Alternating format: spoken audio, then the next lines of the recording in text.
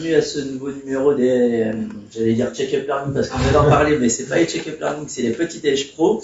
Donc tous les premiers vendredis du mois, on a une petite session qui dure à peu près 1 heure pour laquelle on traite une thématique de gestion d'entreprise. On l'organise en partenariat entre l'Eurobixco et l'ERET. Et aujourd'hui, on a le plaisir d'accueillir Jérôme Courgeot. Je vais d'abord passer la main à Maxime pour qu'il puisse présenter l'ERET et présenter la session de ce matin. Merci Sofiane. Donc bienvenue à toutes et à tous. Je suis Maxime Lehoux, je préside un groupement d'entreprises sur le territoire de Touraine-Est-Vallée qui s'appelle ERET, Entreprendre et réussir dans l'Est Touraine. Groupement d'entreprises composé de 70 entreprises sur le territoire, dont l'objectif est de fédérer les chefs d'entreprise, d'être un lien avec les élus du territoire et mettre en place des actions de développement des entreprises et des zones d'activité. Donc en effet, ce matin, les petits déj pro, une thématique récurrente tous les premiers vendredis de chaque mois, où on propose de venir dans les locaux du Rubixco à Montlouis, mais d'être aussi à distance si on le souhaite. Et être aussi à distance sur le Facebook Live, tout à fait. Donc on va se mettre en sommeil juillet et août. C'est pour ça que là, on a une thématique assez intéressante pour donner les clés en fait de bien préparer les congés d'été. Donc une petite session de coaching ce matin avec Jérôme Courgeot, qui est un adepte du lieu, le Rubixco. Donc Jérôme Courgeot de Ries Consulting, qui va vous proposer une thématique donc ce matin. Partez tranquille. Prendre de la hauteur, partez tranquille en vacances pour que tout soit bien géré et préparer votre retour et préparer l'entreprise aussi sans votre présence, par exemple. Jérôme, à toi. Merci. Bonjour, merci. Merci à tous d'être là. Je vais rebondir sur la formule que tu viens d'utiliser, la mise en sommeil. Quand on regarde dehors à travers les fenêtres, la végétation, la mise en sommeil, c'est plutôt l'automne. Et puis ensuite, au printemps, la végétation reprend des couleurs, reprend des nouvelles branches, des nouvelles feuilles. Pour l'entrepreneur, la mise en sommeil, ça va plutôt être justement la période qui arrive, juillet-août, qui permettra peut-être au retour de retrouver des nouvelles ambitions. Ok ? Alors, un thème un peu particulier, on est en juillet, et donc le thème, à mon avis, le plus important, le plus percutant et stratégique pour l'entrepreneur, ce sont les vacances. Vous vous reconnaissez? Alors, il n'y a pas d'ambition particulière sur cette et de règles toutes faites. On va se laisser aller en fait sur le guide. N'hésitez pas. Alors, je sais qu'il y a des réponses plutôt à la fin, mais en fonction de vos réactions, j'essaierai de vous laisser du temps parce que ça vous appartient en fait ce moment-là. J'essaie de réconcilier effectivement l'entrepreneur et les vacances. Donc, l'ambition de cette présentation, ça va être de répondre à cette question: est-ce que entrepreneur et vacances c'est compatible? Alors, on va le faire très simplement. On va le faire en premier lieu sur qu'est-ce qu'on entend par entrepreneur, donner un contexte, pas une règle générale, mais un contexte sur lequel on pourra ne pas être d'accord, c'est pas un souci. Et puis, ce dont on discutait tout à l'heure, on va se concentrer plutôt sur le comment on fait, comment on peut faire. Hein, donner des idées, essayer d'ouvrir. Puis, si vous retenez qu'une seule idée, je serai ravi. Alors, on y va sur les clichés. Honnêtement, je ne me suis pas du tout forcé sur la liste. J'aurais pu en écrire pendant 2h30. Les clichés sur l'entrepreneur, il y en a plein. Il combat en permanence, donc il y a beaucoup de choses assez costauds. L'entrepreneur, on sent que c'est un combattant. Il travaille 24/24, il est performant, il sait où il va, il dort peu. J'adore la dernière, c'est peut-être au milieu qui dit il rit fort, c'est quelqu'un qui veut voir la question de lui, qui mange beaucoup. D'accord ? Et moi, je me suis posé cette question-là. Qui a dit ça? Qui a dit que pour être entrepreneur, il fallait être pour moi tout ça? Je n'ai pas trouvé de réponse. C'est un sentiment général, c'est un sentiment général, c'est effectivement des clichés, c'est quelque chose qui est ancré, peut-être éducationnel aussi, sociétal. Bon, évidemment, c'est pas ça du tout. C'est un peu une image qui est renvoyée aussi. C'est une image qui est renvoyée, absolument. Et là, du coup, on part, ça c'est notre point de départ. À partir du moment où on ne sait pas répondre à la question qui a dit ça, on va remettre en question tout ça. Alors on oublie. C'est parti. Et puis il y a plusieurs entrepreneurs, il y a plusieurs types d'entrepreneurs. comme il y a Il y a plusieurs un humains, lien. comme il y a plusieurs types de C'est collaborateurs, ça. même à l'intérieur d'un même métier, vous recrutez un informaticien, on a une idée cliché en fait de l'informaticien, mais dans l'informaticien, il y a énormément de profils en fait. On parle de plus en plus des soft skills, on a la chance d'avoir une RH avec nous ce matin. On imagine du coup très bien quand on considère les soft skills qu'à même métier, on pourra avoir des comportements, des capacités à interconnecter avec les autres qui vont être indépendantes du métier même. Donc ça, c'est ça qui est intéressant. Et puis des entrepreneurs qui ont des structures aussi différentes. Ça peut être des indépendants, des personnes qui gèrent des TPE, des PME, Quelqu'un qui travaille tout seul, l'autre cliché, un entrepreneur seul, l'autre cliché c'est qu'il est seul. Et puis on entend aussi l'entrepreneur qui lui a une grosse structure, qui se sent seul. Il y a la solitude du dirigeant. Donc on voit bien que la solitude, et donc à l'inverse de la solitude, l'interconnectivité avec les autres est un sujet. Bon, voilà. Il va y avoir 2 millions de sujets, donc voilà. Alors moi je me suis fait une petite définition de l'entrepreneur. On y reviendra à la conclusion. Pour moi, un entrepreneur, c'est quelqu'un qui sent la brise. Voilà. Et donc là, c'est une entrepreneuse qui sent la brise. On y reviendra tout à l'heure. Je me dis, mais qu'est-ce qu'il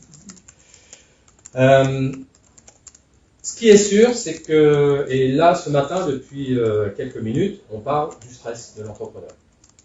Donc, j'ai pas de temps de faire mon travail, j'ai les vacances à préparer, mais j'ai des clients qui m'appellent. Le quotidien de l'entrepreneur, c'est quand même ça. Il y a quand même du factuel derrière ça. Et dans le stress, vous avez 2 types de stress. Vous avez un stress qui vous remplit de joie, qui vous remplit d'énergie, et vous avez un stress qui, au contraire, vous descend en énergie. Donc déjà, là aussi, j'ai fait une liste, on aurait pu en faire 3 pages. Ah. Il en manque une importante. Ah oui, essentielle. Le règlement des charges. Le règlement des charges. Ah oui. Mais là, elle est dans quel côté? Elle est ici. Elle est à gauche. Elle est plutôt stressante négativement. Bah, Et qu'est-ce qui se passe quand les charges sont payées? rien du tout. Il se passe rien. La vie continue. La vie Il y a pas de continue. soulagement. Faut repartir là. Faut repartir à droite. C'est ça. Donc, on a une gestion du stress qui est très personnelle, entrepreneur ou pas. C'est pour ça que j'ai mis j'ai mis gestion humaine. Pour certains, c'est du stress positif parce qu'ils sont heureux de collaborer, ils sont heureux de recruter, ils sont heureux et pour d'autres, c'est angoissant. On a un rapport avec le stress qui est personnel. Donc là encore, pas de règle, pas d'a priori, c'est personnel. Donc la vraie question, c'est comment je suis, moi, quelle relation j'ai avec mon stress à moi. Ouais. Ça va, ça? Alors, comment ça marche, le stress? Le petit bocal, c'est moi, c'est vous. On a chacun son bocal. Et puis à l'intérieur de notre bocal, on a notre monde, ce qu'on appelle notre carte du monde, la manière dont on voit notre réalité. D'accord? Et puis, ce matin, je suis arrivé, je me suis levé un peu tard, mon réveil n'a pas sonné, mon niveau commence à monter un petit peu, et puis, finalement, j'ai raté mon rendez-vous client, etc., etc. Tout s'enchaîne, et donc ça monte. Et puis, j'ai reçu une nouvelle traite que je n'avais pas prévue. Donc, je croyais avoir tout réglé, puis finalement, le courrier m'a pas encore envoyé, etc. Et puis, le gros client que j'attendais, finalement, il a différé sa décision. Ça ne sera pas en juillet, mais ça sera en septembre. Paf, encore un coup. Vous voyez? Donc, le stress, on a dans notre bocal interne un volume limité, qu'on appelle la capacité maximum d'absorption du stress. Bon ou mauvais, peu importe. Et puis, on a un niveau optimal. Le niveau optimal, il est personnel. Donc, il est peut-être à ce niveau-là pour toi, Maxime, il est peut-être à ce niveau-là pour quelqu'un d'autre. Ah oui, il est actif aussi. Okay. Oui. Donc ça aussi, il faut se poser la question de quel est son niveau optimal, c'est-à-dire le niveau où on se sent suffisamment en énergie pour avancer, mais un petit peu piqué quand même pour prendre du plaisir, etc. etc. D'accord? Qu'est-ce que c'est que le burn-out en entreprise? Le burn-out, c'est quelqu'un qui va avoir un niveau qui va monter et qui ne fera pas le yo-yo comme le montre la flèche blanche. Le burn-out, c'est des couches de stress qui s'installent sans qu'il y ait un moment pour que le niveau redescende. Et donc, quand vous croisez dans votre entreprise quelqu'un qui est juste en dessous de son niveau, vous lui dites alors, ça va aujourd'hui? Elle se met à pleurer, elle déborde et elle se met en arrêt. Et vous dites, mais qu'est-ce que j'ai dit? Qu'est-ce que j'ai fait? Rien. Vous avez juste permis à la goutte de déborder et c'était celle qui manquait pour que la personne se mette en arrêt. Donc, ça, c'est aussi un message pour les entrepreneurs et les recruteurs de comprendre que finalement, il n'y a pas de problème d'avoir des pics de stress. Ce qui est problématique, c'est de se maintenir dans un niveau élevé de stress. D'accord? Et ça, c'est personnel aussi. Par exemple, on peut connecter tous les sujets hiérarches et tous les sujets des entreprises. La fameuse reconnaissance dont on parle régulièrement et dont vous parlez aussi.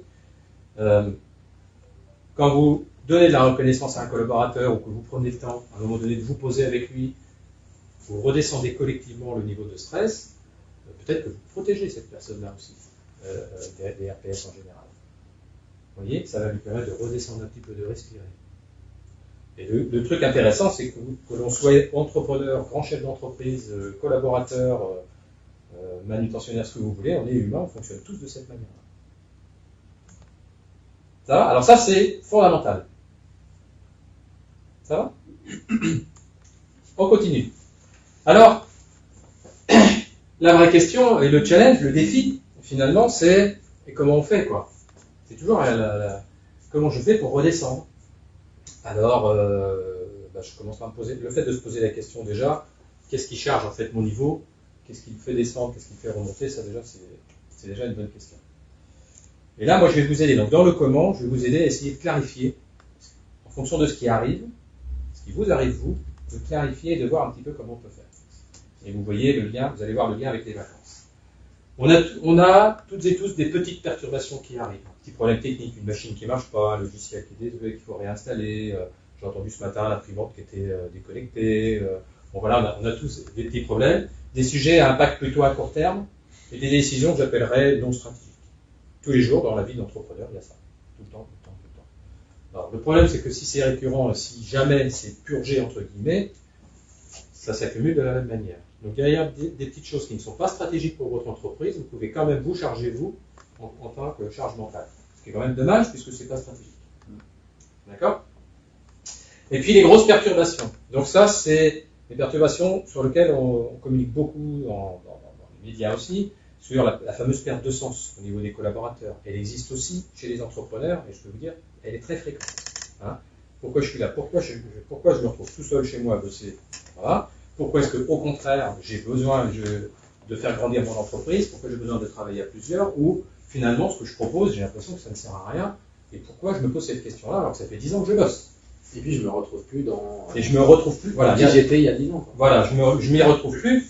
Et donc, le fait de se poser, et on va en parler un petit peu après, le fait de se poser ces questions-là, c'est ce qu'on appelle une rumination, vient fixer un niveau qui ne bouge plus. Vous voyez, tout ça, ça vient s'accumuler. La vision et la stratégie. Donc là, on est quand même sur un monde qui évolue, qui change souvent.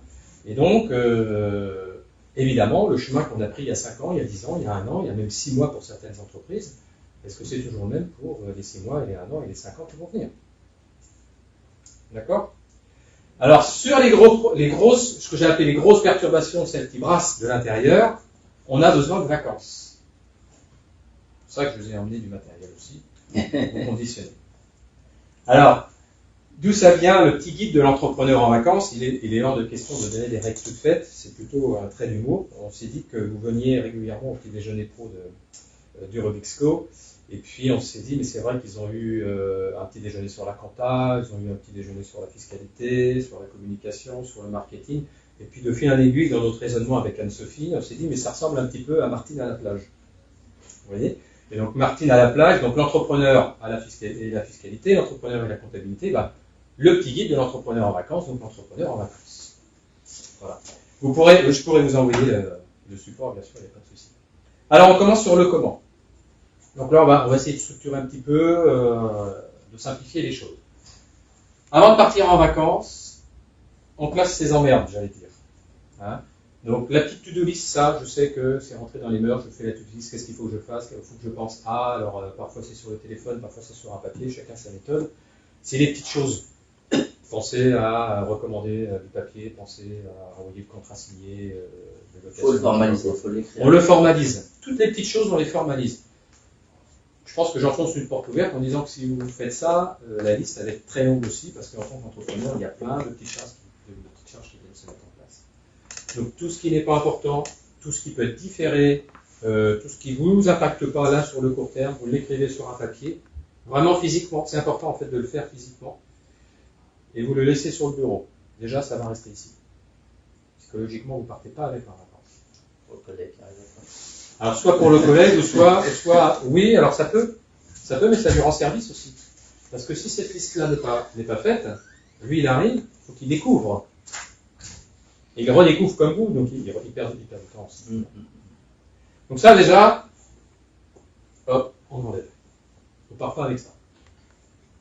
Ça serait dommage parce que ça gâche les vacances. Ok ? Deux autres types, en fait, de problématiques ou des sujets qui est important. Les problèmes qui sont à régler plutôt sur le moyen terme et qui sont bloquants, quelque chose quand même qui vous gratouille de l'intérieur. Voilà. Des problèmes sur lesquels vous avez déjà cherché des solutions. On est dans la recherche de solutions, d'options. Et sur lesquelles les options que vous avez trouvées ne sont pas encore satisfaisantes. Ça, vous allez avoir du mal à partir sans. Parce que finalement, le cerveau, il cherche des options. Il boucle. Et on a conscience de notre vie que de quelques pourcents.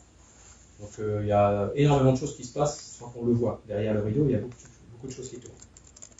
Et donc ça, vous ne pouvez pas l'empêcher, donc on le refuse pas, on l'identifie. Il ne doit pas y en avoir 40, généralement il y en a 2 ou 3. Donc on les a postés là dans notre tête, on les a bien formulés, et on part en vacances, et je vais vous donner une petite technique, qui est une technique DREAM, qui est facile à appliquer, et qui permet de se sortir de ça. Et puis la troisième, qui est un peu ma préférée, je ne vous le cache pas, c'est les questions de fond, le sens. Je me pose, ça fait quand même 3 ans que je pars en vacances, là, ça fait 10 ans que la société existe, ça fait 3 ans que je pars, et je me pose toujours la question. J'ai des doutes. J'ai des doutes sur la pérennité de l'entreprise, j'ai des doutes sur moi-même. Parce qu'on parle souvent de la pérennité de l'entreprise, et quand je questionne moi l'entrepreneur, en fait, c'est pas sur l'entreprise qu'il doute, c'est sur lui-même. Hein, pas que je tape et puis tout ce qui est stratégique. J'ai une stratégie de déploiement, j'ai une stratégie de recrutement, j'ai une stratégie de modernisation, digitalisation, peu importe. J'ai du mal à la formaliser, à la clarifier. Faut que je me pose, comme on dit. Bon, voilà, c'est le C, et c'est à cet endroit que ça va se passer. Alors là, il y a une belle méthode, qui est celle-ci. On va voir comment on fait. Alors la méthode DREAM, je vais assez vite quand même, tu me diras, Soufiane. Oui. On est bon au niveau du timing. Ouais, parce que je vais peut-être un peu vite. La méthode DREAM, elle est très très simple. Elle est en 4 étapes. Vous avez ici une représentation de notre belle Terre et de ce que l'on est, en fait, de notre positionnement ici. Vous arrivez avec votre problème. Vous avez formalisé votre problème de manière à ce qu'il traduise vraiment bien la problématique. Donc ça aussi, c'est le vrai sujet. Le vrai sujet, c'est est-ce que je suis sûr que je formule bien mon problème. Une fois qu'il est bien formulé, vous avez déjà cherché des solutions, des options. Pour faire ça, on fait appel à notre cerveau, qui est très puissant. On fait appel éventuellement à un autre cerveau, qui lui aussi est très puissant. Et puis on a une liste de solutions, d'options. Donc là, on est assez rassuré parce que c'est très scientifique, très technique, et ça amène 9 fois sur 10 les solutions qu'il faut, dont on a besoin. Mais il peut arriver parfois que ça n'amène pas ce que l'on souhaite. Donc comment on fait? Alors on pose déjà ces solutions-là sur la Terre. C'est le côté hyper réaliste et structurant en fait de l'entrepreneur et de toutes ces problématiques. Tu as un exemple de sujet, de problématique Business par exemple. Je voudrais développer mon business, ou je voudrais développer une offre dans une catégorie de clients que je n'ai pas. Voilà, donc déjà, on peut se dire, oui, je développe l'offre, donc on pense au marketing. La question, c'est est-ce qu'on a la culture des clients auxquels on veut, par exemple, qu'on veut aborder. Donc il y a plein de questions secondaires qu'on peut se poser, ou qu'on ne sait pas, ou qu'on ne veut pas se poser. Et là, pour moi, on est plutôt sur le C. Pour moi, sur ces problématiques que tu viens d'énoncer, on est plutôt sur le C, sur de la stratégie, sur une vision, on souhaite innover. Pour moi, c'est pas quelque chose qui gratouille, qui est... alors, on a déjà pris la décision de... Problème bloquant, ça pourrait être en effet ce que disait Eric, c'est le mois dernier, j'étais juste sur mon niveau de rentabilité. Oui, donc il y a 2 questions. Il y a, il n'y en a pas que 2, il y a comment est-ce que moi, en tant qu'entrepreneur, je vais ne plus être juste par rapport à ça. Donc là c'est le réflexe premier, c'est ça. Donc mon comptable va me donner des conseils, il faut que je développe mon business, il faut que je réduise mes coûts, peut-être qu'il faut que je travaille plus, etc. D'accord? Et moi, la question que j'aurais envie de poser après, c'est quelle est ma relation avec ça? J'ai un exemple, si tu veux. Conto, qui est une banque en ligne, vient d'augmenter va augmenter ses tarifs dans 2 mois. Et effectivement, dans la période de vacances, ils ont envoyé un mail en disant que nous, on n'était plus dans la bonne catégorie et qu'ils allaient tripler les coûts mensuels. Voilà. Ça, c'est un genre d'exemple où il faut réfléchir à comment faire. Oui. Est-ce qu'on garde la relation? Est-ce qu'on doit la faire évoluer? Est-ce qu'on la rompt? Et Tous est-ce ces que vous sujets-là, et à un moment donné, la décision, je l'ai prise ce matin sous la douche. Ah voilà, alors, super, merci pour le cadeau. Ouais, C'est pour ça que exactement à je cet le fais. endroit-là que ça se passe souvent. Voilà, exactement. C'est pas au pied du bureau à dire comment je vais faire, c'est Non. à un moment donné, un moment de détente. L'eau chaude coule et là, paf, il y a une... Tchac. Voilà, Hmm. merci. Bah, voilà, C'est ça. Bon, mais on a terminé. Ouais, c'est déclencher un moment On le force de pas, prise hein. de hauteur. De... En fait, c'est quand vous... C'est super, merci. Hein. Merci, c'est vraiment... on voit bien que là, il n'y a pas eu une volonté de résoudre quelque chose. Il a posté dans sa tête le sujet, parce qu'il a reçu le mail la veille ou l'avant-veille, et dans sa tête. Il l'a oublié. Il y a 3 semaines. Et il y a 3 semaines. Voilà. Voilà, exactement. Et donc, et puis, bah, c'est revenu d'un seul coup au moment où il s'y attendait le mois.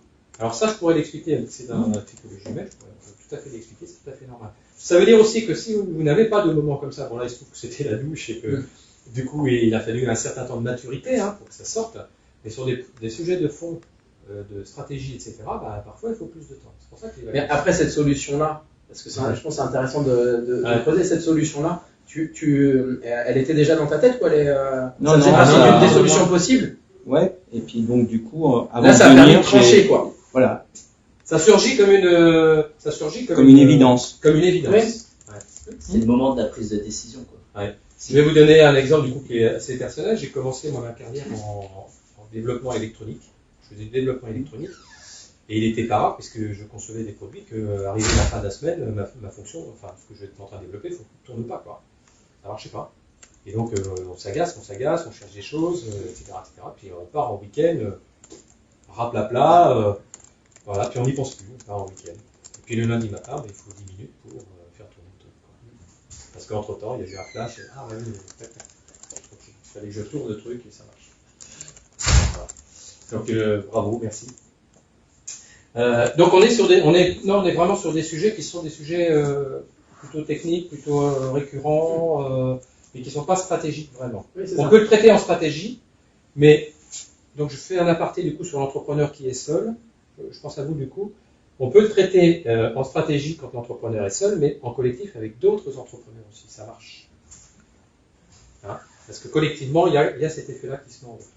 Donc on commence par dire qu'est-ce que j'ai aujourd'hui, enfin qu'est-ce que j'ai pour résoudre ma problématique et que je peux faire. Donc ça c'est la première chose à laquelle on pense. Donc je pense que vous allez dire bah, je vais changer de fournisseur déjà, ça va être réglé, etc. Et donc il y a des choses évidentes. Donc ici au niveau du réalisme, on est sur des choses évidentes qui viennent naturellement à chaque fois qu'on essaie de résoudre un problème. Et puis après, ce qui est parfois posé comme question, c'est qu'est-ce que je pourrais faire ou avoir qui me demande pas trop d'efforts financiers ou en temps et que je pourrais mettre en œuvre. Ça aussi, c'est accessible à la conscience. Si on se pose cette question-là comme ça, déjà on y arrive. Ah bah tiens, je pourrais peut-être appeler un pote là, de l'ancienne promo quand j'étais gamin, il est dans mon métier, je vais lui demander conseil, tiens. On peut l'avoir facilement. Et on n'y pense pas forcément à cet endroit, à faire appel à. Parce que l'entrepreneur, je vous rappelle, l'un des clichés, c'est qu'il est Superman, quoi. Bien sûr. Et donc on ne fait pas appel aux autres quand on est Superman. Vous voyez? Donc ça, c'est accessible facilement.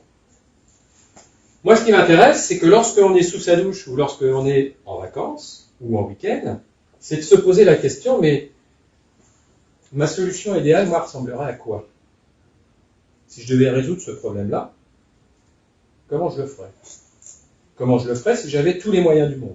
Financiers, humains, etc. S'accorder, en fait, un moment pour répondre à cette question-là.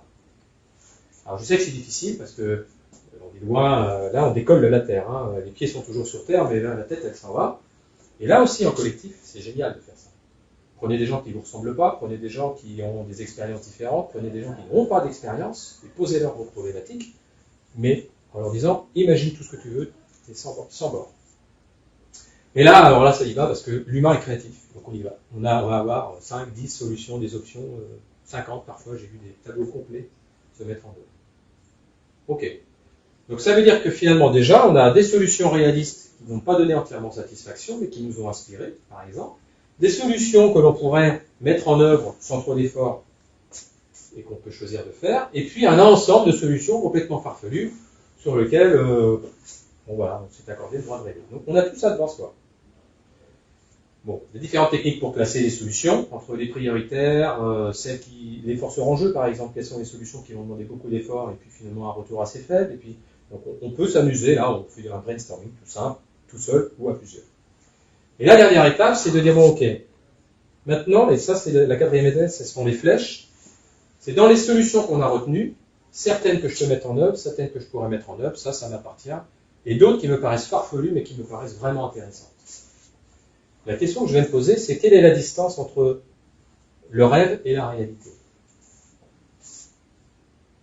Finalement, ça me semblait être un rêve, ça me semblait être impossible, mais si déjà je découpe mon rêve, par exemple, en petites tranches, est-ce que cette année, je ne peux pas en prendre une partie, et je m'aperçois que finalement, c'est pas si loin que ça de ma réalité. Ce qui me manque, c'est une compétence pour faire ça, ce qui me manque, c'est du temps pour faire ça, ce qui me manque, etc., etc. Et donc, vous intégrez une solution auquel, naturellement et consciemment, vous n'aviez jamais pensé, grâce à ce travail-là de déconnexion. Alors, je vous encourage pas à prendre des douches, rester sous la douche toute la journée, hein, mais Sinon, la facture et les charges. et je vous encourage vraiment à vivre ça pour ressentir ce que vous avez ressenti dessus. C'est quelque chose qui surgit. Et quand on le fait en collectif, c'est exponentiel. C'est-à-dire que ça surgit individuellement et ça surgit collectivement. Je l'ai traité plusieurs fois en coaching collectif, c'est quelque chose qui marche absolument génial. Vous pouvez partir avec ça comme c'est les vacances, testez-le, regardez-le. Puis vous me direz ce que vous en pensez. C'est clair? Donc du coup, des idées un peu farfelues, inatteignables, il faut les prendre par tranche, par briques de morceaux, et essayer de l'approcher de manière scindée. On est nous l'humain en fait, on est alors pas à la fin, hein, parce que la science et les technologies continuent d'avancer, mais on est formaté par les sciences, pour des sciences. Donc nous sommes cartésiens et on aime bien régler les choses Rationnel, quoi. rationnelles. Sauf que notre fonctionnement humain nous apprend tous les jours qu'il n'y a pas que ça comme solution, comme option. Il y a d'autres choses. Et on se refuse, surtout dans les catégories d'entrepreneurs, on se refuse justement ce qui n'est pas rationnel parce qu'on a appris, on nous a dit que pour développer son activité, il fallait être rationnel. On reviendra sur les chiffres, mais j'avais une image ce matin justement en venant, qui est l'entrepreneur dans sa voiture qui regarde en permanence la vitesse à laquelle il roule. S'il se pose la question de l'embranchement, quand l'embranchement va venir, s'il va prendre à gauche ou à droite, peu importe vraiment la vitesse à laquelle il roule, parce qu'il peut rouler très très vite. S'il prend à droite alors que son avenir est à gauche, il ne s'est juste pas posé la bonne question. Donc regardez les indicateurs de performance, de rentabilité, etc. C'est très important, ce n'est juste qu'un constat de ce qui a été fait précédemment. Et ce qui est fait précédemment, ce sont des choix qui se passent à ce niveau-là, à ce niveau-là et à ce niveau-là. Et alors ça c'est ma conviction, mais tout le reste, toute la partie comportementale de l'entrepreneur, de ses choix d'entreprise, se font que inconsciemment à cet endroit-là. Alors qu'on croit que c'est les réalités qui nous guident, mais ce sont nos rêves qui nous guident. Ça va? Ça va? Ouais. Vous voulez qu'on digère ça un peu? Ouais. C'est la réflexion. Je vais le dire autrement, après je vais partir. Ouais. L'entrepreneur, c'est celui qui s'autorise à rêver. Voilà. Il sent la brise. C'est quand même ça, parce que c'est ça qui donne cette liberté en fait. Exactement. Voilà. Si on rêve pas, il ne faut pas être entrepreneur. Vous êtes venu pour nous donner des cadeaux en fait ce matin, c'est ça? Non, je ne m'y attendais pas. Ah, vous n'y attendez pas. Ouais. Vous évoquiez... Ça, vous pensiez que ça allait être à cet endroit-là, un peu. Ouais, voilà. Je vous donne une autre petite technique, plus simple. Ça, vous êtes là, entrepreneur, à bord de votre bateau. D'accord? Et puis vous avez la liste, hein, on a dit, hein, la to-do list, les emmerdes B, les emmerdes C, etc. Tout ça, ça vient. Vous listez tout. Et ce sont ici les freins qui grossissent l'encre, qui empêchent le bateau en fait d'avancer. Hein, c'est ça l'image. Donc là, c'est pareil. Vous êtes en vacances avant de partir, vous listez tout, sans vous poser de questions. Tac, tac, tac, tac.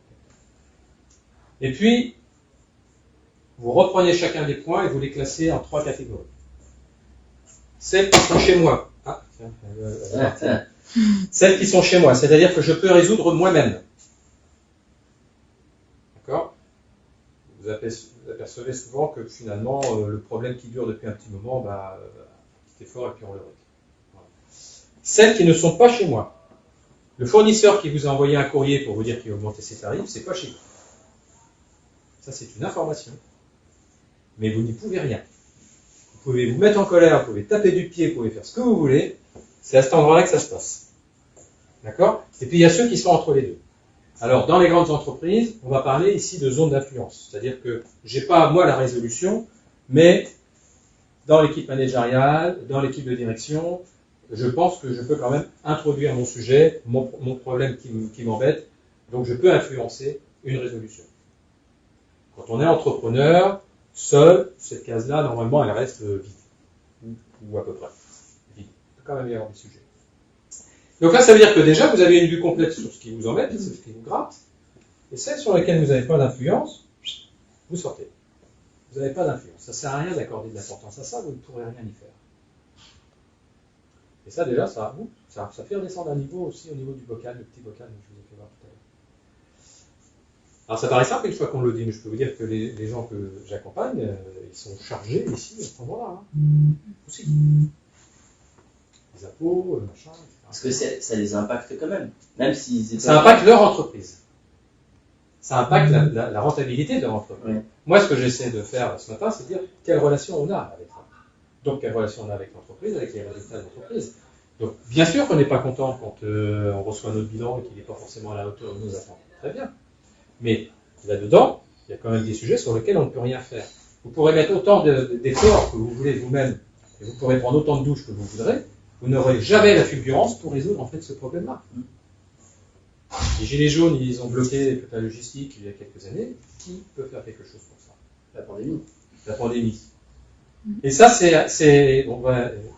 exactement. Et ça, on va y revenir aussi au niveau de la conclusion. C'est à quel moment on sait lâcher prise sur des choses sur lesquelles on n'a pas d'emprise, et à quel moment on agit sur là où on peut le faire.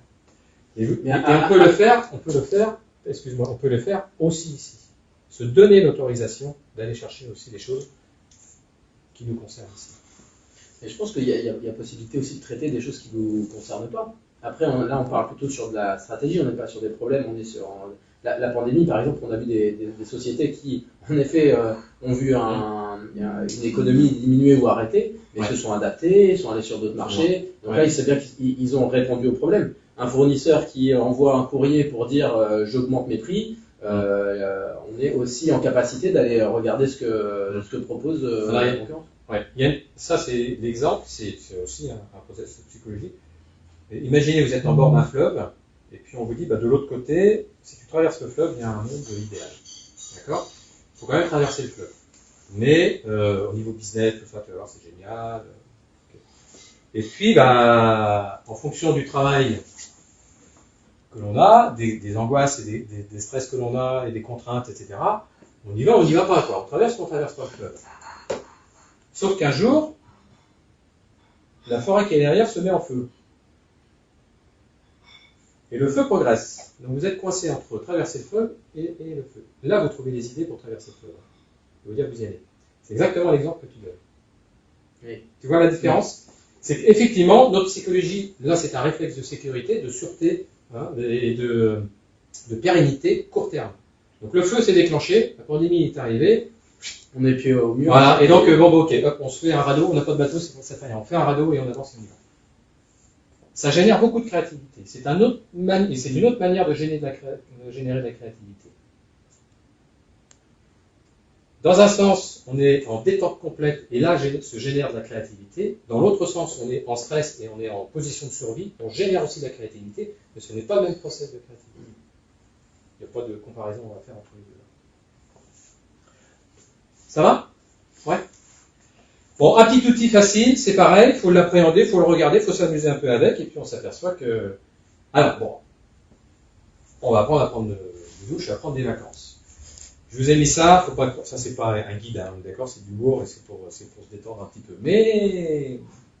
il y a quelques vérités. Honnêtement, pour l'avoir testé, je trouve que ça marche quand même pas mal. Donc vous arrivez en vacances, la première chose à faire, c'est de dormir 3 jours. Alors, vous pouvez dormir 15 jours, ou 5, ou 10 si vous voulez. Mais en fait, on commence par dormir. Ça, c'est vraiment important. Voilà. Parce que tout se dépose, et puis tout se diffuse un petit peu, on prend son temps, on apprécie. Dormir 72 heures, ça fait beaucoup, quand même. Compétition. Hein. Ouais. Faut pouvoir le faire. Mais ça peut arriver. Faire du sport, mais du sport détente. Vous vous rappelez l'entrepreneur, le cliché d'entrepreneur super fort. Là, non, on n'est pas là. On se détend un petit peu. On en profite pour reprendre les palmes, par exemple. Et puis, si on aime ça, peu importe. Et surtout, se balader ou faire du sport, mais dans des espaces, des grands espaces. Ça, c'est fondamental. Les grands espaces où vous allez retrouver en fait cette connexion avec cette immensité. En fait, l'immensité de la nature, la mer, la montagne. Il y a beaucoup de gens qui vont se ressourcer en montagne. Hein. Bon, voilà. Donc, ce qui est important, c'est de se reconnecter vraiment à ce qui est beaucoup plus grand. De manière à ce qu'on reprenne sa place. On est le Superman entrepreneur, je fais tout, je sais tout, je sais tout, du moins je m'active, et donc ça me donne une importance qui est réelle. Sauf que quand vous vous mettez dans les grands espaces avec la détente qu'il faut, vous vous remettez à l'endroit où vous devez être. D'accord? Et ça, du coup, à bientôt, bonne journée. Et ça, du coup, ça va accélérer, ça va vous permettre d'aller chercher le niveau de créativité et de vision que vous allez développer après. Voir des amis, de la famille, j'ai mis plutôt des gens marrants. On ne s'impose pas de la famille, on se fait. La lecture d'été, je pars régulièrement moi, en vacances avec un petit boulet bill, parce que quand j'étais gamin, je lisais boulet bill. Quand je relis boulet bill, ça me fait plaisir. Et j'ai pas honte. Voilà. Alors, vous choisissez celui que vous voulez, mais voilà, s'accorder ça, parce que le fait physiquement de s'accorder de lire un boulet bill, du coup, on s'accorde aussi l'opportunité de penser différemment et d'accepter ce qui va arriver. Hein? Et puis couper les portables, bon ça vous le saviez, c'est pareil, c'est pas la recette de cuisine, lire l'ensemble des mails le matin sans se faire polluer, si vous savez le gérer, c'est bon, c'est pas un problème. Mais à condition de rester en fait dans ce contexte-là. Alors déjà, il y en a plein qui disent, ouais, c'est facile à dire. Ouais, c'est vrai. Après, oui, couper le portage, je pense que c'est pareil, ça dépend de la catégorie. Quand on a des collaborateurs, éventuellement, on peut se dire, on peut couper le portable. De toute façon, l'entreprise est un peu en autopilote avec les collaborateurs. Et s'il y a toutefois un sujet majeur, on sera de fait alerté. Ouais. Quand on est tout seul, Alors, couper le portable, c'est compliqué. Ouais. Parce qu'on coupe l'activité, parce que, pareil, il y a les indépendances qu'il faut savoir aussi, c'est que il y a le mode congé payé, ils ne connaissent pas. Ouais. Donc, quand ils coupent 15 jours, c'est 15 jours, entre guillemets, de revenus en moins, d'activité en moins, voilà. Enfin, c'est tout ça. Et donc là aussi, il y a plusieurs Les vacances peuvent coûter cher pour un entrepreneur. Il y a plusieurs façons donc, de poser la question. C'est est-ce qu'il a choisi le bon mode qui lui convient? Oui, parce que voilà, c'est ça. Si lui, pour rendre pérenne son entreprise, pour rendre pérenne son épanouissement dans l'entreprise, donc il y a l'entreprise et le rapport que j'ai avec l'entreprise, c'est ça qui est fondamental. Si c'est difficile et qu'il n'y arrive pas et qu'en plus de ça, il fait des sacrifices humains, bah moi je ne mise pas sur l'avenir. Après, ça dépend, c'est ce qu'on disait tout à l'heure. Dans cette situation, j'y étais. Et la solution, c'est aussi d'éduquer la clientèle et de la prévenir. Voilà. Après, une communication antérieure, c'est plus facile à anticiper et les clients, ils l'acceptent. Et du coup, ça se passe humainement, ça se passe beaucoup mieux et les vacances sont meilleures. Après, il y a des gens, c'est sûr, ça peut arriver. Mais c'est une façon aussi de mieux profiter de ses vacances. Exactement. Parce que l'entrepreneur seul n'est pas seul. Parce que s'il était seul, il n'y aurait pas de clients, il n'y aurait pas de fournisseurs. Et l'entrepreneur peut aussi travailler avec d'autres entrepreneurs. Le même métier. Puis les clients le comprennent. Il y a 15 millions d'options. Les clients le comprennent parce qu'eux prennent des vacances aussi. Donc du coup, humainement, on n'est pas jugé. C'est normal de prendre des vacances. On a besoin de prendre des vacances. Donc c'est vraiment une éducation à faire auprès de ses clients, je pense. Quand on est tout seul, dans le cas où on est vraiment tout seul et on n'a pas le choix. Sinon, on sacrifie sa vie de famille, mais c'est pas une solution. On n'a plus de famille. C'est ça. Donc on voit bien que finalement, la vraie question, c'est où moi je vais trouver mon alignement, mon épanouissement à l'intérieur de mon activité, que je sois entrepreneur ou pas. Donc le fait de se concentrer là-dessus, de le faire dans cet état-là, en fait, là, on trouve des options qu'on se refuse de prendre quand on est dans le rush. Parce que c'est vraiment ça qu'il faut retenir en fait de cette présentation, c'est que tant qu'on est dans le rush, qu'on est dans le quotidien, à essayer de résoudre des choses, on n'imaginera pas les vraies solutions qui vont nous permettre de progresser. C'est impossible. Psychologiquement, c'est impossible. Les gens qui sont au bord du burn-out ne peuvent pas envisager que les choses aillent bien. Ils ne peuvent pas l'envisager. Donc il faut redescendre, ralentir, ouvrir, et là, à ce moment-là, il y a des options et des solutions arrivent. Et qui sont des solutions personnelles. Pas imposées par Personnel un manager ou un aligné RH. sur qui on est. Comment? Personnel aligné sur qui on est. Alors, qu'est-ce qu'on gagne? Alors, oui, alors.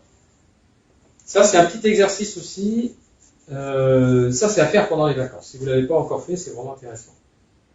Une fois que vous êtes détendu, vous avez vu Bouléville, vous avez été plongé à droite à gauche, vous marchez dans la montagne, dans les grands espaces, ça descend, vous avez vu votre cousin ou votre oncle que vous n'aviez pas vu depuis longtemps, ça vous a fait du bien, tout ça. Donc là, on sent que finalement, l'importance des choses, c'est en train de bouger. Hein, voilà.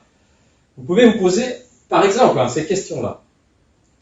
À quoi je pense tout le temps quand je travaille? Ok. Quels sont mes petits bonheurs au mon quotidien? Cette année-là, je suis en vacances, quels ont été mes petits bonheurs dans mon travail, dans mon entreprise, les gens avec qui je travaille, etc., etc. Et est-ce que je peux identifier ce à quoi je pense? Vous voyez? Comme si vous vous regardiez, pensez. Ça, c'est à faire pendant les vacances parce que du coup, au travail, vous dites, mais il n'est pas bien, il est en train de se poser des questions un peu existentielles. Ça permet de travailler sur les ruminations. Je ne sais pas si on le voit là ici. Voilà. Ce qu'on appelle les ruminations. Donc, un problème qui vous tient à cœur, qui vous angoisse et qui vous colle à la peau comme un chewing-gum. Enfin, qui vous colle à l'esprit très exactement comme un chewing-gum. C'est une rumination. Ça aussi, c'est un processus psychologique. Une fois qu'on a quelque chose qui nous gratte, il nous faudra un certain temps, par exemple la douche, de détente, ou un certain nombre d'informations contraires pour enlever en fait la rumination. C'est un processus de survie aussi. D'accord? Donc quand on est en vacances, c'est le bon moment de se dire, bah tiens, je vais essayer de me regarder un petit peu comment je fonctionne. Qu'est-ce qui m'a fait du bien? À quoi je pense tout le temps quand je travaille? Et surtout, comment est-ce que je pourrais, au retour, identifier ce à quoi je pense?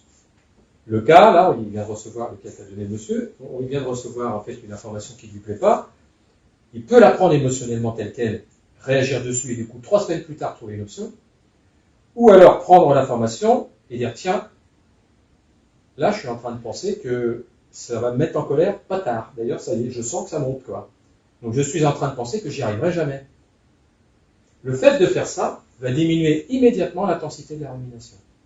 Parce que finalement c'est comme une émotion, c'est comme quelque chose que vous avez à dire, le fait de l'aborder vous rassure en fait et vous met dans une autre position, une autre ouverture pour accepter, pour ce qu'on appelle accueillir la situation. Donc là encore, pour rebondir sur mon premier slide qui est de dire l'entrepreneur il est fort, etc., c'est que plus on est fort, plus on résiste, plus le problème reste. Voilà.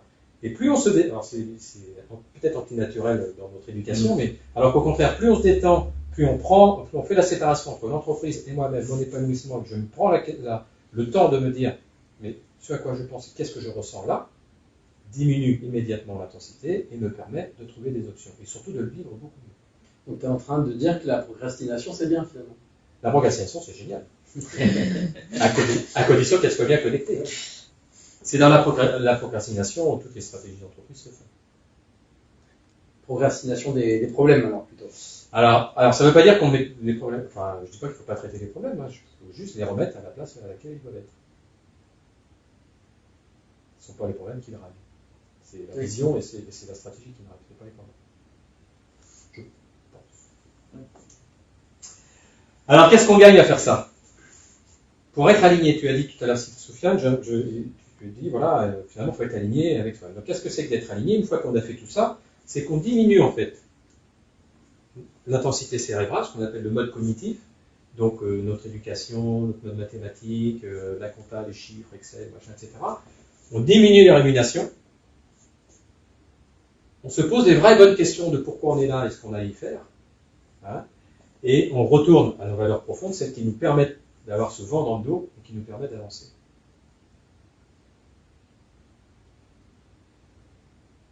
D'accord? Vous voyez que les vacances, finalement, c'est un sacré boulot. Hein. Est-ce que ça va? Ouais? Ouais, ça va. Alors, une fois qu'on est. Alors là, par contre, si vous faites ça cette année et puis que vous ancrez ça dans vos vacances, là, je vous ai fait des petits cadeaux. Vous choisissez le sujet. Je pourrais vous l'envoyer si vous voulez. Mais une fois que vous êtes là, tranquillement, en train de vous dire, bah tiens, j'ai fait l'exercice que Jérôme m'a donné.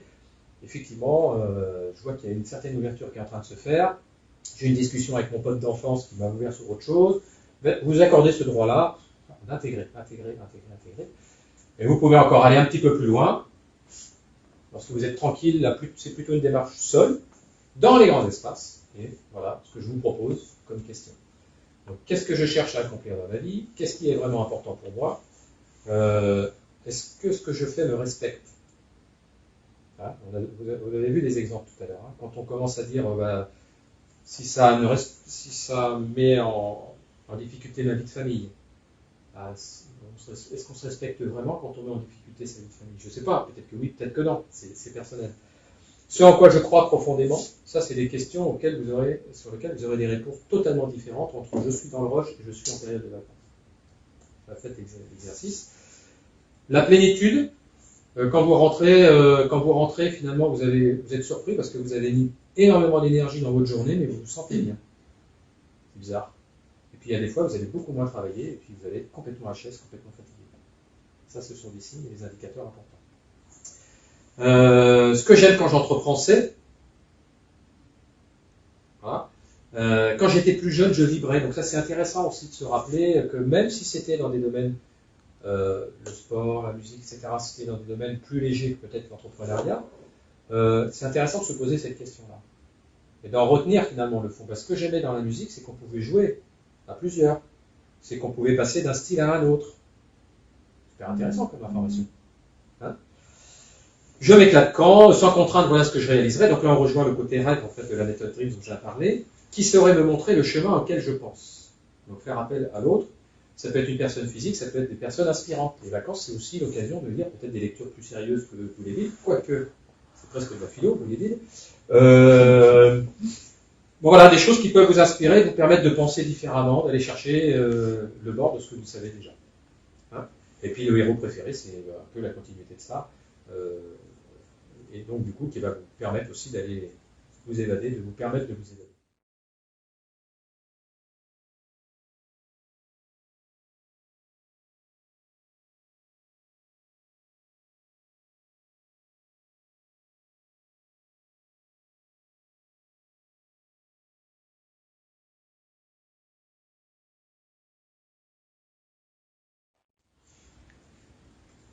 Qui sont des photos prises dans la nature, comme vous pouvez le voir. Donc peut-être que là à gauche, ça ressemble à des circuits neuronaux, un peu, l'interconnexion un peu à droite à gauche, qui peuvent être aussi peut-être d'ailleurs un zoom extrême de la fleur, je ne sais pas trop, est-ce que c'est le cerveau, est-ce que c'est je ne sais quoi.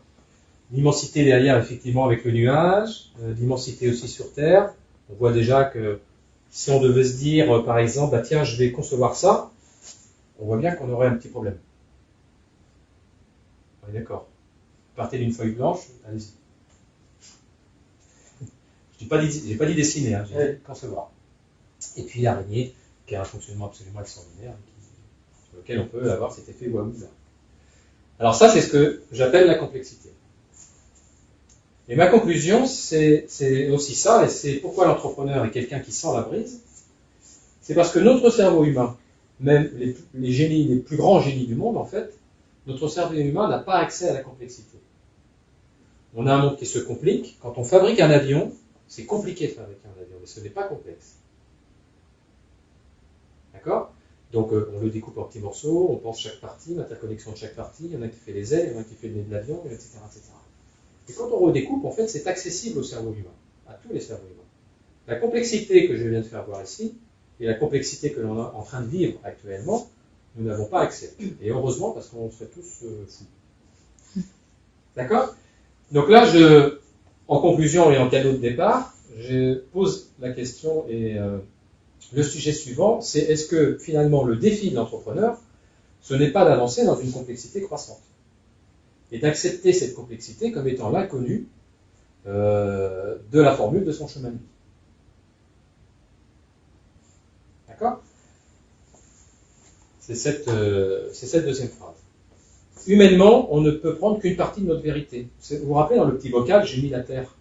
Ben, c'est la manière dont nous, on voit le monde. Moi, je vois le monde de cette manière-là, toi, Soufiane, de cette manière, et Maxime d'une autre, et puis vous aussi, vous avez le vôtre. Alors, on a des parties communes, bien sûr, hein, notre éducation, etc. Mais on a des parties qui nous sont propres. Et donc, c'est pour ça que ça rend complexe aussi l'interconnectivité des uns avec les autres. Donc peut-être que le rôle de l'entrepreneur, c'est déjà d'être au clair avec sa carte du monde. Comment est-ce que je perçois ça? Qu'est-ce qui est important pour moi? Comment je vois le monde? Comment est-ce que je veux évoluer à l'intérieur de ce monde-là? Et puis le fait de faire ce travail pendant les vacances là, que je vous ai proposé, votre carte du monde, on va rajouter les champs. En fait, on va rajouter.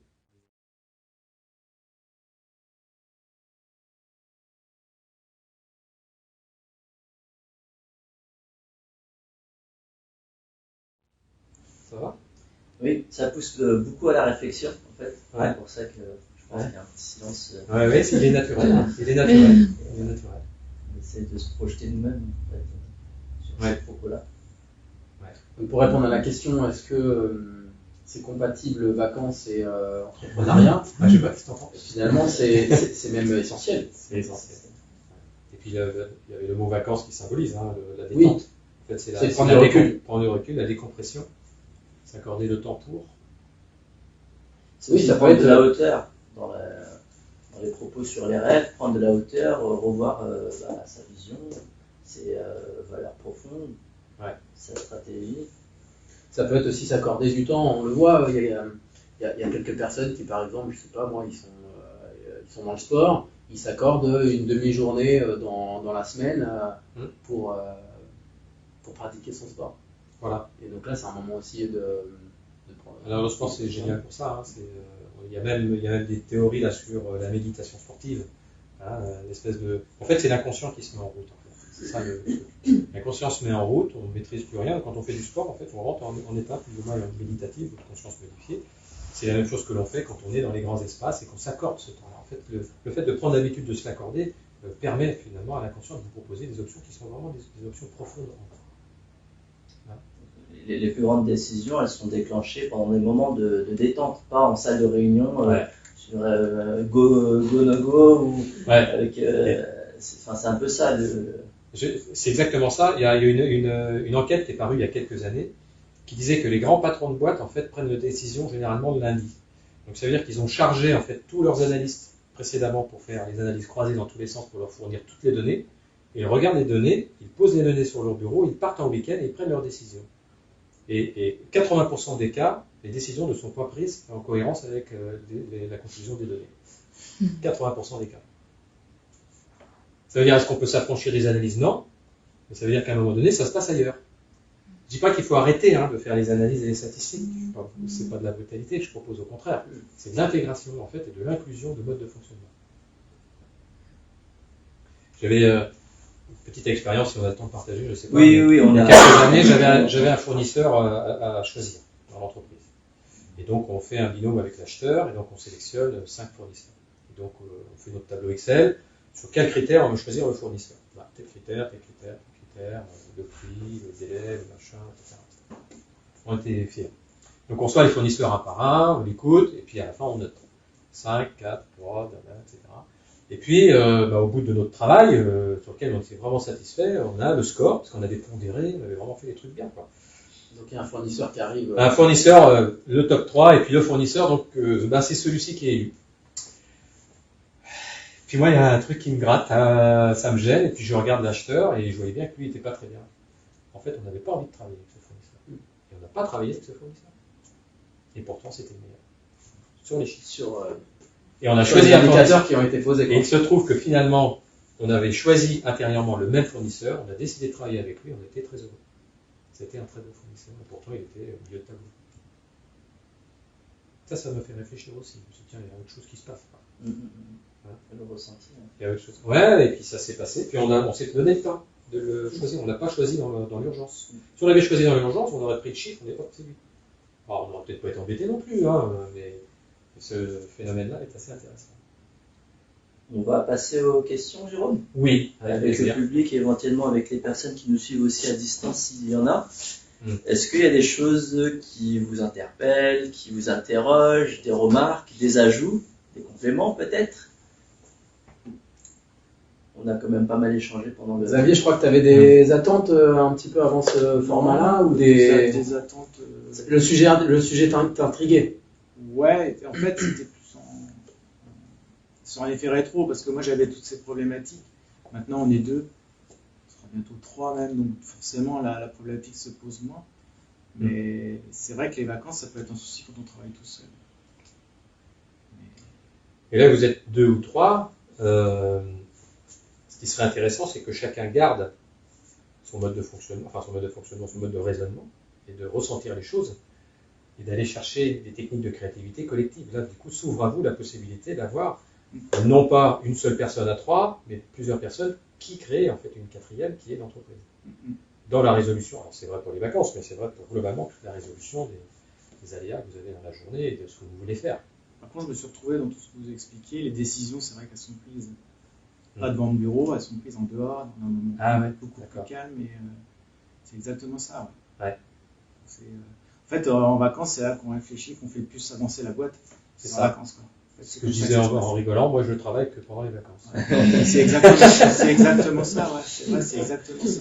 Il se passe rien quand on est dans le rush. Au quotidien, tu pilotes en fonction de ce que tu as voilà, au quotidien, c'est de l'action. On est dans l'action, on y va. On est sur notre chemin et on avance. En fait, la boîte grandit quand on est en vacances. Voilà. Faut pas le dire à ma femme, mais c'est comme ça. En fait, ça permet de poser de façon un peu plus théorique des choses qu'on vit au quotidien. Et moi, le coup de la douche, ça fait des années qu'il s'en passe des choses.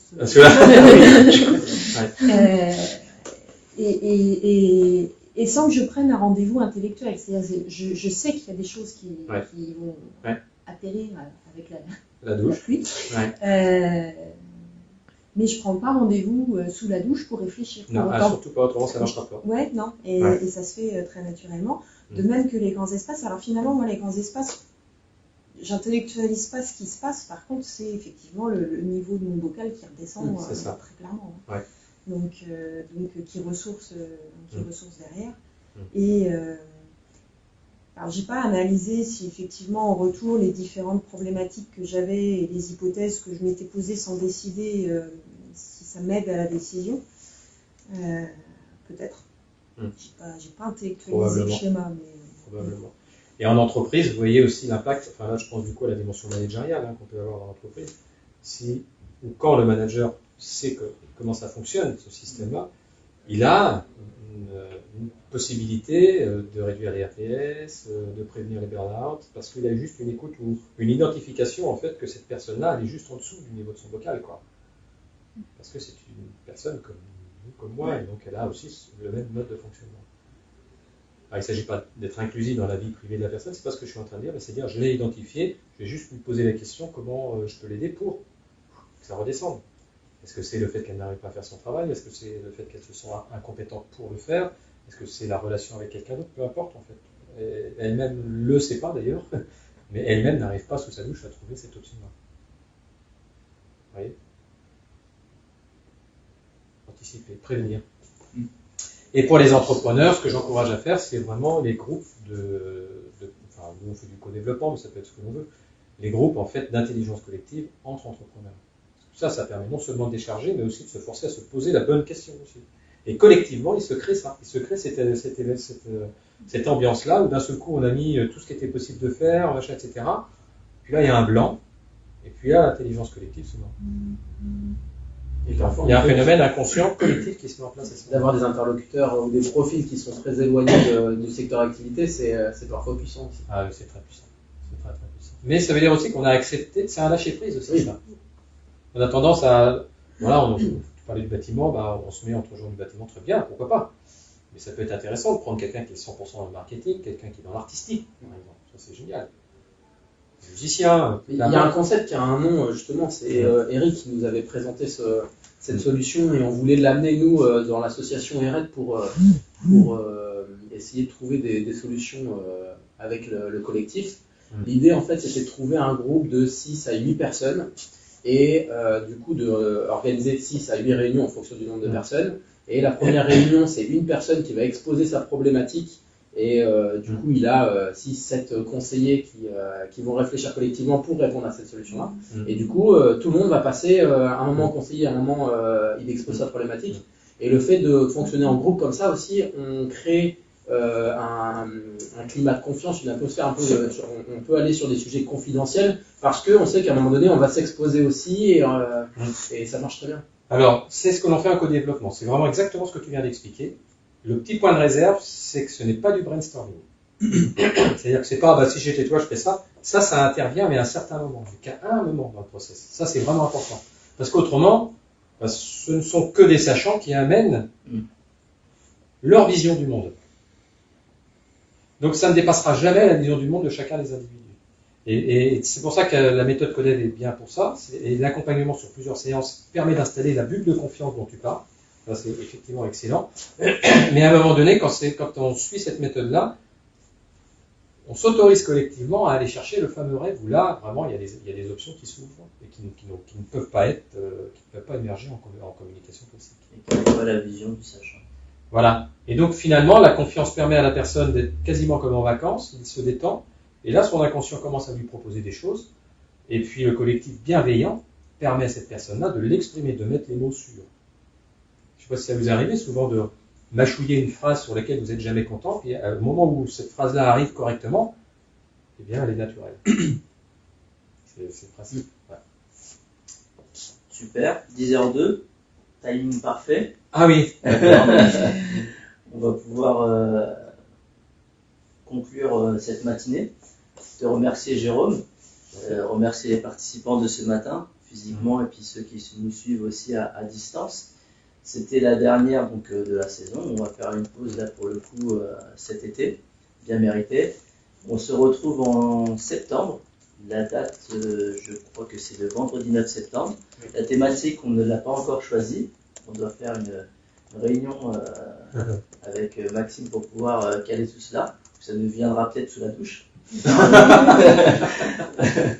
Et d'ici là, portez-vous bien, passez de bonnes vacances. Oui, on vous encourage en effet à profiter de ces moments-là et puis à travailler pour le développement de l'entreprise. C'est le moment. C'est le moment. Allez-y. C'est ça. Merci, Allez, à bientôt. faites-vous plaisir. Passez un bel été.